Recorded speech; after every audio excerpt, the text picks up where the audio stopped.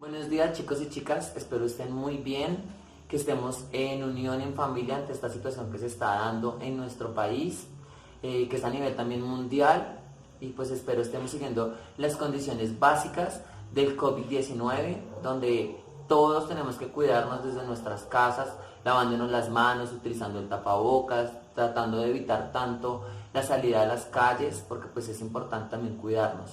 Quiero agradecerles también a sus papás porque gracias a ellos estamos participando, estamos aquí interactuando con ustedes a través de la forma virtual. Y pues también a las directivas del colegio porque pues crearon estas actividades para poder seguir con nuestro proceso académico. Entonces chicos, antes de eso quisiera hacer una reflexión pequeña y cortica, entonces tratemos de cuidarnos mucho, tratemos de que como nos lo indican, hagamos caso pues a todas las recomendaciones que se hacen, porque si no las cumplimos pues por ende podemos llegar a tener situaciones que no quisiéramos tener en nuestros hogares. ¿Listo? Se les extraña mucho, entonces con base en esto quisiera contarles pues el tema general que vamos a hablar hoy. El tema de hoy es como tal la literatura, cómo esa literatura colombiana ha atravesado diversas situaciones, emociones y experiencias que ha dejado un legado histórico. Recordemos que el legado histórico siempre va a ir en lo social, lo político, lo cultural y lo religioso. Son los cuatro mecanismos más importantes de esta literatura porque son los mecanismos donde se dio, se desarrolló y por ende la sociedad hoy puede hablar de lo que pasó antes y después del proceso de conquista y colonia. Con base en eso tenemos que ser claros que hay un proceso histórico.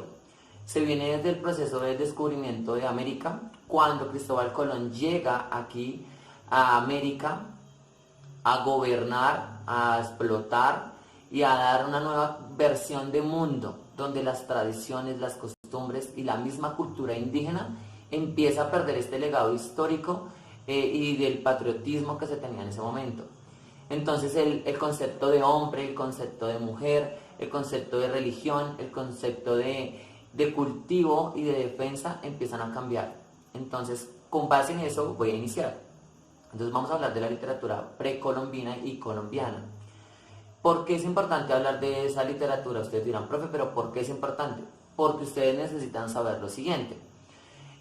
Con base en lo que se vivió en ese proceso de descubrimiento, de guerras, de esclavitud, donde el hombre empezó a tener un poder diferente al español, porque ya empezó a ser sometido a las injusticias, a los procesos de poder y de derecho que tenían los españoles frente a nosotros, porque somos indígenas nativos, podemos decirlo. Entonces se empieza a hablar de eso. ¿Qué pasó y por qué se necesita saber eso? Se necesita saber que hay tres grupos de civilizaciones que le aportaron a la literatura colombiana. ¿Por qué? Porque la literatura colombiana son crónicas que se cuentan en todas estas injusticias y procesos de libertad y de liberación que tuvieron este grupo de personas ante esta esclavitud que se sometió a todo lo que ustedes ya han escuchado, han visto y yo les he contado en clase. Entonces vamos a hablar qué fue lo que pasó en ese proceso de conquista y colonia en la literatura colombiana o precolombiana, también se le reconoce así. Cómo todo esto afectó el proceso que se vivía aquí en América. ¿Listo? Entonces vamos a iniciar. Entonces dice que inicia con las crónicas a partir del proceso de conquista en América. ¿Por qué conquista en América? Porque como ustedes saben, Cristóbal Colón vino a gobernar con el influjo de la reina que gobernaban y pues le daban los sustentos para que ellos pudieran tener. Entonces dice que podríamos hablar de todos los aspectos que yo ya les he mencionado, pero los que vamos a empezar a mencionar son los siguientes. ¿Por qué se da un sistema político teocrático o religioso? Se da porque las clases sociales altas generaron este proceso nuevo de agricultura, y el proceso de agricultura se ve en el proceso del maíz. El maíz fue el primer mecanismo que se cultivó en esta época y por ende el hombre empieza a cultivar. También se empezó a desarrollar diferentes cosas científicas y teóricas para crear la producción de dichos cultivos que se dan en esa época. Ahí le estamos aportando a la parte cultural porque se vuelve un proceso cultural. También le aportó a las tecnologías, en la geología y la astronomía. Ustedes saben que nosotros nuestros indígenas, perdón, se sometían a hacer ciertas pautas o ciertos rituales para saber qué pasaba, ¿no? Entonces creaban dioses mitológicos o cosmogónicos. ¿Qué son los mitos cosmológicos y qué son los mitos cosmológicos? Los mitos cosmogónicos son los que se dan a partir de la Tierra, del universo, de la belleza y del ser. Y los cosmológicos son los que se dan a partir de ¿qué? Del Sol, de la Luna, de la Tierra. Entonces esto es importante dentro de la literatura. Y también hablamos de la construcción de diversas edificaciones que se vuelven importantes para este periodo histórico, que son pues las pirámides, las ciudades urbanizadas y los templos sagrados. Ustedes saben que siempre en España actualmente se reconoce que los templos de la función religiosa hacen parte de esa sociedad y siempre sus templos son muy llamativos. ¿Por qué creen que son llamativos? Pues porque es un mecanismo de control. La religión es un proceso de control que se evidencia a partir de que esas pautas que se van realizando. Y la religión se vio afectada en el proceso de conquista de colonia cuando Cristóbal Colón llegó a América, porque fue una imposición que se dio. Nosotros pues creíamos en el sol y la luna. Cuando hablamos de estos rituales desde la religión, acuérdense que ellos hacían como estos rituales a fenómenos naturales, como lo son el sol, la luna, la lluvia, los animales y los dioses. Siempre fue primero eso, pues ahorita los rituales que hacemos es de la religión. También podemos hablar de cómo las civilizaciones azteca, maya e inca generaron un algo. ¿Qué generó la civilización azteca? Se da en su entorno en el siglo XV en México, en Tenochtitlán, y ellos crearon el jeroglífico de números y crearon un calendario de 18 meses. Ellos le aportaron a los calendarios para saber cuál era la variación de los meses con los astros, para que lo recuerden muy bien. Luego hablamos de la civilización maya, que fue un gran esplendor que se dio en un periodo histórico y desaparece en el siglo VIII después de Cristo. ¿Qué hicieron ellos? Ellos crearon, el calendario solar. Entonces hablaron de los días y ellos fueron los primeros que hablaron también de los dioses. Estuvieron ubicados entre México y El Salvador, para que se acuerden.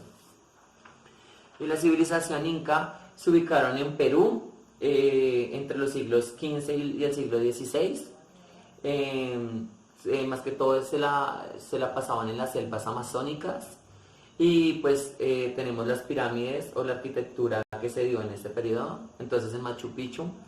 Y tenemos las obras urbanas y la numeración que se dan, las edificaciones que se llegaron a dar en este periodo histórico. ¿Por qué es importante saber que estos mecanismos le ayudaron a la civilización? Sencillo, porque ya se los había recordado. Porque se crearon crónicas de la vida de ellos y de lo que sucedía en todo su esplendor, en cómo era la vida, la muerte, la belleza, lo religioso, lo arquitectónico, lo cultural, lo político, hasta la misma medicina entró en nuestro proceso indígena y de la literatura colombiana. Es por eso que quiero recordarles un mito que es el Popol Vuh, o está el Yurupari, o está el Chilambalán. Son varios mitos que se crean, ¿listo? Entonces, les voy a hablar del Popol Vuh porque el Popol Vuh es uno de los que habla de cómo ese hombre, a partir de todo ese proceso de creación, tiene una interacción entre la naturaleza, los bosques, la selva, los diversos animales que se dan, cómo hace para esa superación de vida, que poco a poco él se va adaptando a todo este proceso social y por ende genera una vida, genera su transformación de vida. Entonces, eso es lo que genera el Popol Vuh, una evidencia de la vida.